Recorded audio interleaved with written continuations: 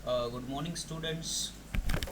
आज के लेक्चर में हम लोग समझने वाले हैं स्कैलप टूल, क्रिस्टलाइज टूल और व्रिंकल टूल।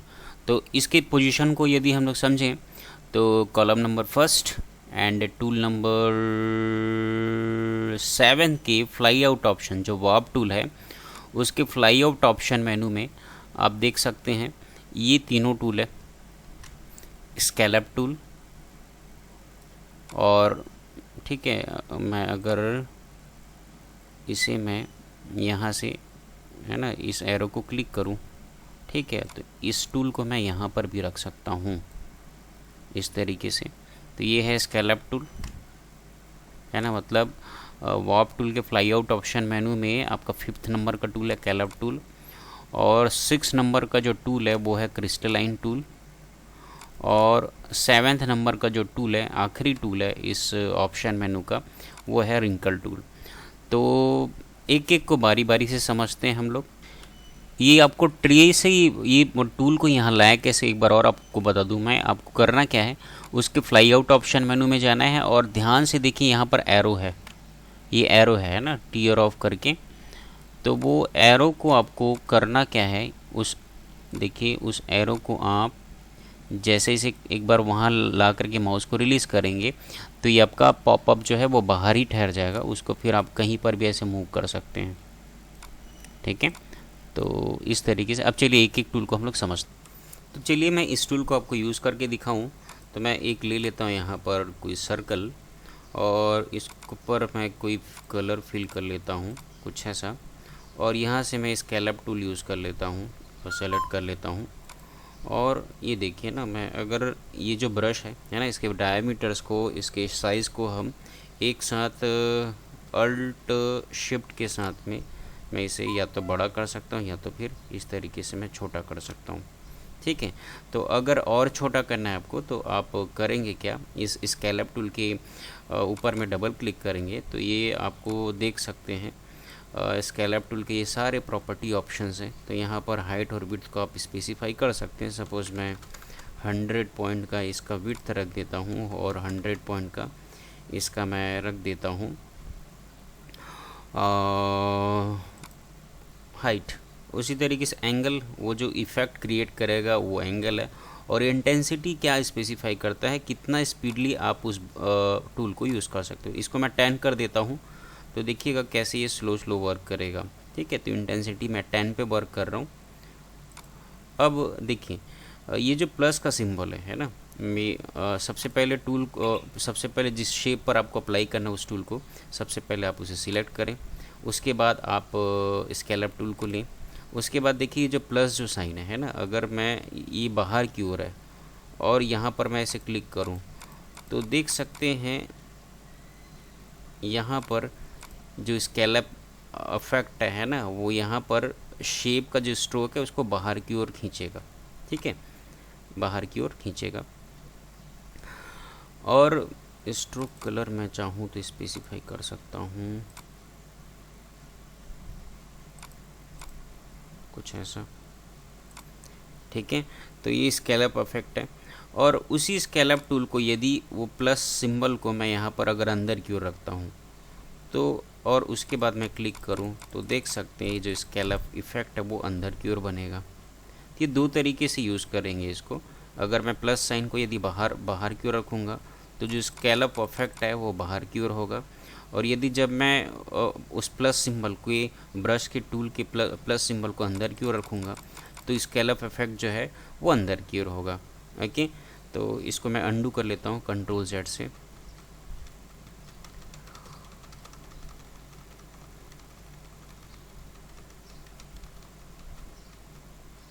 तो ये हो गया मेरा जो सर्कल है वो पूरी तरीके से रीसेट हो चुका है। अब मैं क्या करता हूँ, ब्रश का जो साइज़ है, ब्रश की जो साइज़ है उसको मैं कर लेता हूँ सर्कल से जस्ट बड़ा, ठीक है।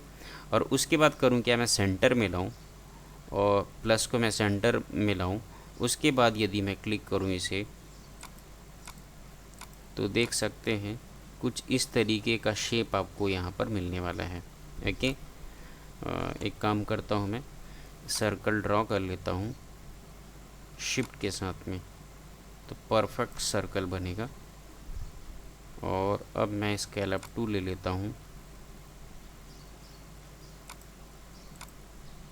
तो इस तरीके से कोई परफेक्ट आप शेप आप यहाँ से क्रिएट कर सकते हैं। तो ये तो हो गया स्केल अप टूल, और उसको यूज़ कैसे करना है। आप इसे ऐसे सिलेक्ट करके इसे रीशेप भी कर सकते हैं, अगर आपको ये शेप अगर ज़्यादा बड़े साइज़ में चाहिए तो ये है स्केल अप इफेक्ट, और कैसे हम लोग स्केल अप टूल को यूज़ करते हैं। वही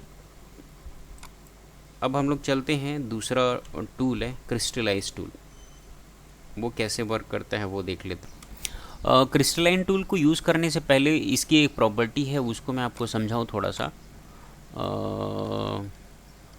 शिफ्ट के साथ मैं सर्कल बना लिया, क्रिस्टलाइन टूल। अभी देखिए इसकी जो प्रॉपर्टी मैंने 10 पे रखा है, ओके। तो यहाँ से देखिए मैं सिंगल टूल पे इतना स्केल अप इफेक्ट आया है ना, सिंगल क्लिक पे, सॉरी, ओके।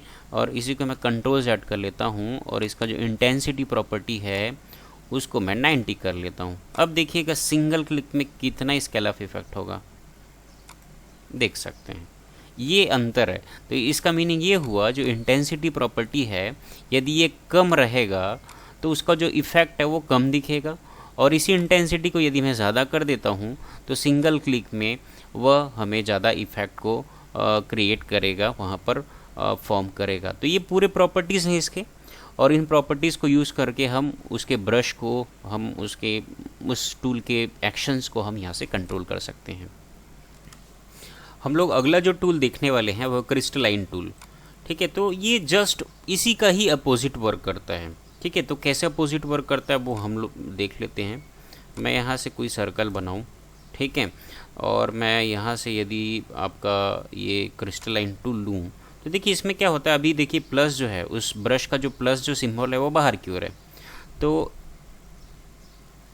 या तो फिर मैं अंदर, देखो उसमें क्या हो रहा था, जब अंदर रखता था तो देखिए अब अभी मैं अंदर, है ना, अंदर रखता था वो अंदर की ओर ये स्केल अप इफेक्ट होता था। बट इसमें क्या होगा, जैसे अंदर रखा हूँ प्लस को मैं, तो इसमें वो जो क्रिस्टल्स हैं वो बाहर की ओर निकलेंगे, ठीक है। मैं थोड़ा सा इसकी प्रॉपर्टी को सेट कर दूं,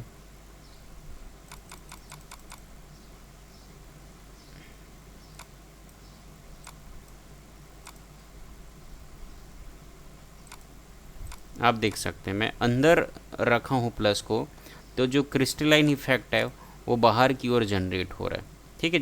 जबकि इसके जस्ट अपोजिट इसमें होता था, ये ले लिया मैं और मैं अंदर रखा हूँ, तो जो स्केल अप इफेक्ट है वो अंदर की ओर होता था, मतलब स्ट्रोक अंदर की ओर खींचाता था, ओके।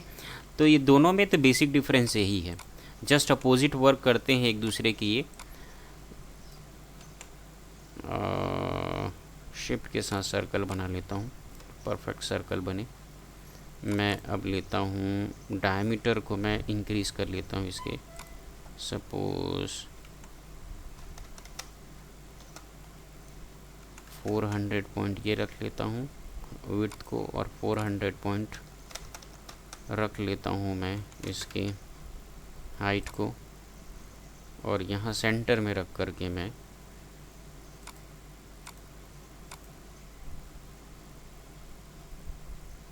इस तरीके से आप कोई शेप तैयार कर सकते हैं इसमें।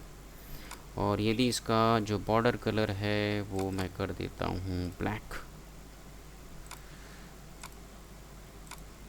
तो इस तरीके से आप कोई क्रिस्टल्स इफ़ेक्ट दे सकते हैं किसी शेप के बॉर्डर्स पर। तो ये तो हो गया क्रिस्टलाइन टूल।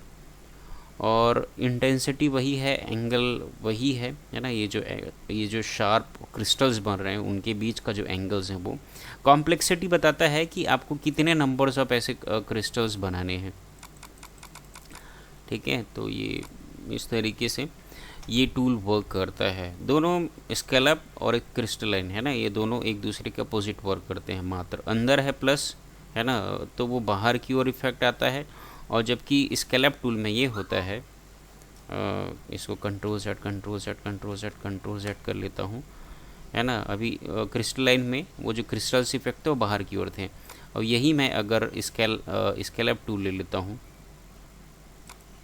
तो देख सकते हैं, ठीक है, ये जो इसके बॉर्डर्स हैं वो अंदर की ओर खींचाते हैं। ये दोनों में बेसिक डिफरेंस है। अब हम लोग देखते हैं रिंकल टूल। अब चलिए हम लोग समझते हैं, ये आखिरी टूल है इस फ्लाई आउट ऑप्शन मेनू का, और उसका नाम है रिंकल टूल। तो रिंकल टूल को बेसिकली हम, सपोज मैं यहाँ पर कोई सर्कल क्रिएट कर लेता हूँ और इस पर मैं अप्लाई करूँ कुछ इस तरीके से, तो कोई स्टोन या पत्थर जैसी आकृति फॉर्म कर सकते हैं। और उसी तरीके से इसको मैं टेक्स्ट में कुछ इफेक्ट देने के लिए यूज़ कर सकता हूँ। सपोज ये हो गया, और टेक्स्ट लिख लेता हूँ यहाँ पर, उसका साइज़ ले लेता हूँ 400 पॉइंट का, और यहाँ लिख लेता हूँ सपोज H, और 500 पॉइंट करूँ तो 500 पॉइंट करूँगा तो एंटर किया, सॉरी इसको सेलेक्ट करके 500 पॉइंट करके एंटर किया। ये 500 पॉइंट का, और इसका जो फील कलर है वो मैं येलो रख लेता हूँ, और इसका जो बॉर्डर कलर है वो कर लेता हूँ मैं ब्लैक, और इसका जो स्ट्रोक है उसे मैं थोड़ा सा कर लेता हूँ बोल्ड, ठीक है, बॉर्डर को। और देखिए अब मैं इस पर रिंकल टूल अप्लाई करता हूँ तो बोल रहा है एरर मैसेज आया, the selected contents text which must be converted to outlines. तो देखिए इसको आउटलाइन में कन्वर्ट करना पड़ेगा, तो इसके ऊपर मैं क्या करूँ, राइट क्लिक करूँ और यहाँ क्रिएट आउटलाइन करूँ। अब उसके बाद ही मैं इस पर इस रिंकल टूल का जो ब्रश का जो हाइट और विड्थ है उसको मैं कर लेता हूँ थोड़ा सा छोटा, 100 पॉइंट का।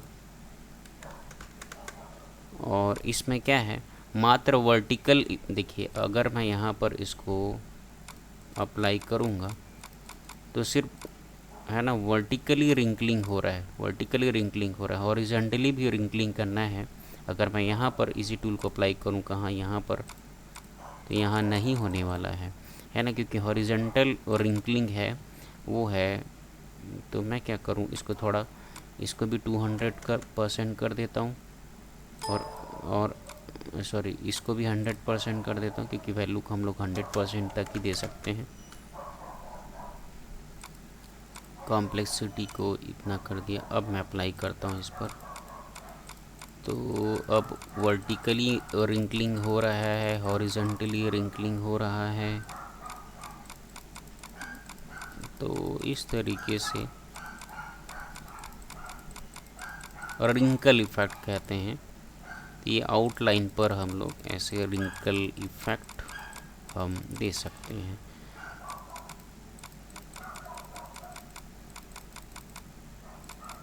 ठीक है, तो ये टेक्स्ट पर अप्लाई कर सकते हैं, किसी शेप पर अप्लाई कर सकते हैं। भाई कोई शेप मैं अगर यहाँ से लूँ लाइक दिस, इस पर भी मैं रिंकल टूल को यूज़ कर सकता हूँ।